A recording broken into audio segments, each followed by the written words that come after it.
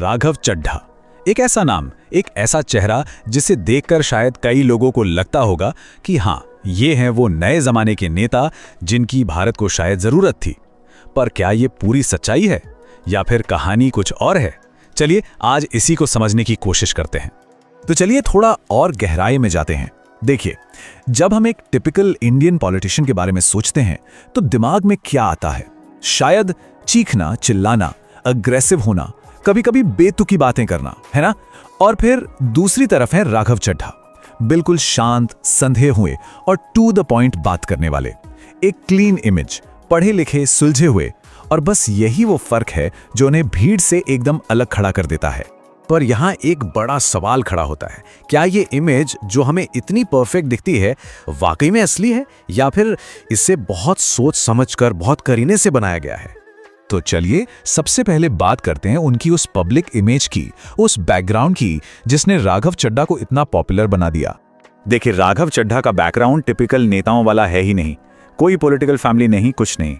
उन्होंने दिल्ली यूनिवर्सिटी से बीकॉम किया, फिर चार्टर्ड अकाउंटेंट बने और फिर उनका पॉलिटिकल करियर शुरू हुआ, वो भी आम आदमी पार्टी के साथ। अब सवाल ये है कि पॉलिटिक्स में उनका ग्राफ इतनी तेजी से ऊपर कैसे गया? आइए देखते हैं। उनका सफर वाकई बहुत तेजी से आगे बढ़ा। शुरू में तो वो आम आदमी पार्टी के लिए बैकग्राउंड में काम करते थे, मतलब मुश्किल पॉलिसीज को आसान भाषा में समझाना, ये सब। फिर 2019 में लोकसभा चुनाव लड़ा, लेकिन वहां कामयाबी नहीं मिली। पर 2020 में उन्होंने वापसी की और राजेंद्र नगर विधानसभा सीट जीत ली और यहां से वो चुनावी राजनीति में आ गए। और फिर आया 2022, जब उन्हें पंजाब से सीधे राज्यसभा भेज दिया गया, एक नेशनल प्लेटफॉर्म मिल गया। तो बात यह है कि उनका जो टैलेंट था ना, मतलब कम्युनिकेशन और डिबेट करने का, वो उस टाइम पे एकदम परफेक्ट बैठा जब टीवी डिबेट्स और सोशल मीडिया का दौर आया। आप कह सकते हैं वो सही समय पर, सही स्किल्स के साथ सही जगह पर थे। पर अब कहानी में आता है एक ट्विस्ट, एक ऐसा तर्क जो इस पूरी इमेज पर ही सवाल उठाता है। यहां एक शब्द इस्तेमाल किया जाता है, पॉलिटिकल प्रोडक्ट। इसका मतलब क्या है? मतलब एक ऐसा नेता जिसे बहुत स्ट्रेटेजिकली तैयार किया गया है, जिसकी मार्केटिंग की गई है, ठीक वैसे ही जैसे किसी प्रोडक्ट की होती है, ताकि वो जनता की एक खास डिमांड को पूरा कर सके। जैसे कि हमें एक यंग, पढ़ा लिखा नेता चाहिए और ये प्रोडक्ट उस गैप को भर देता है। तो चलिए इस पीआर प्लेबुक को डिकोड करने की कोशिश करते हैं।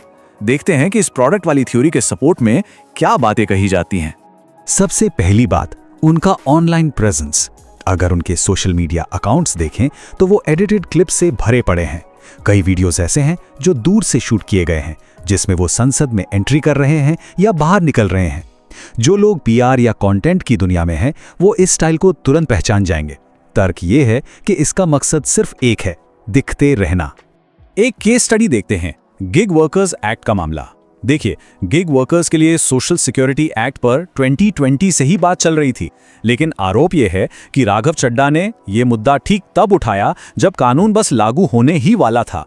इससे हुआ क्या? एक परसेप्शन बना कि ये तो इनके बोलने की वजह से हुआ, लेकिन असल में इसे एक तरह की अवसरवादी टाइमिंग कहा गया। बाद में तो एक्स पर एक कम्युनिटी नोट ने भी इस बात को हाईलाइट किया था। ऐसा ही एक और मामला है एयरपोर्ट पर खाने की कीमतों का। राघव चड्ढा ने एक वीडियो डाला जिसमें उन्होंने मांग की कि एयरपोर्ट पर खाना सस्ता होना चाहिए, और इसके कुछ ही टाइम बाद सरकार एक पॉलिसी ले आई। फिर से वही परसेप्शन बना कि यह चड्ढा के वीडियो का असर है, लेकिन यहां भी आरोप वही है कि पॉलिसी पर काम तो पहले से ही चल रहा था और वीडियो को बस सही टाइम पर अनाउंसमेंट का फायदा उठाने के लिए पोस्ट किया गया। लेकिन बात सिर्फ टाइमिंग की नहीं है, आलोचना उनकी चुप्पी और गैर मौजूदगी को लेकर भी होती है, और इसके नतीजे भी सामने आए हैं। यहाँ एक पैटर्न साफ दिखता है। एक तरफ है वो मुद्दे जो राघव चड्ढा उठाते हैं। कैसे मुद्दे? बिल साइकिल, एयरपोर्ट पर खाने के दाम, मतलब ऐसे टॉपिक्स जो आसानी से रिलेट किए जा सकें, जो वायरल हो जाएं। और दूसरी तरफ है वो मुद्दे जिन पर वो कथित तौर पर चुप रहते हैं, जैसे एलपीजी की कीमतें या फिर रूलिंग पार्टी की आलोचना वाले कोई भी कंट्रोवर्शियल टॉपिक।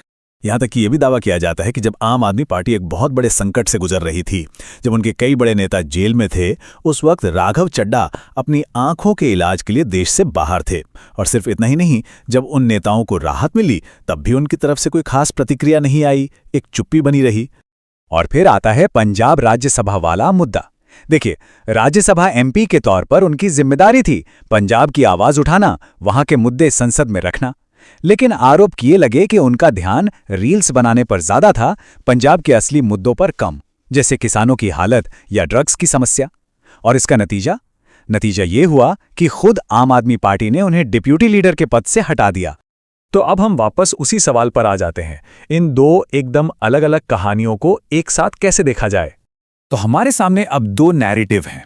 एक तरफ एक मॉडर्न पॉलिटिशियन, पढ़ा लिखा, अपनी बात रखना जानने वाला, मीडिया सेवी, जो पुराने ढर्रे के नेताओं से एक ताज़ा बदलाव लगता है। और दूसरी तरफ है पॉलिटिकल प्रोडक्ट वाली थ्योरी, एक ऐसी इमेज जिसे एक खास मार्केट के लिए गढ़ा गया है, जिसके हर एक्शन के पीछे पीआर की सोच है और जो मुश्किल सवालों पर बस चुप हो जाता है।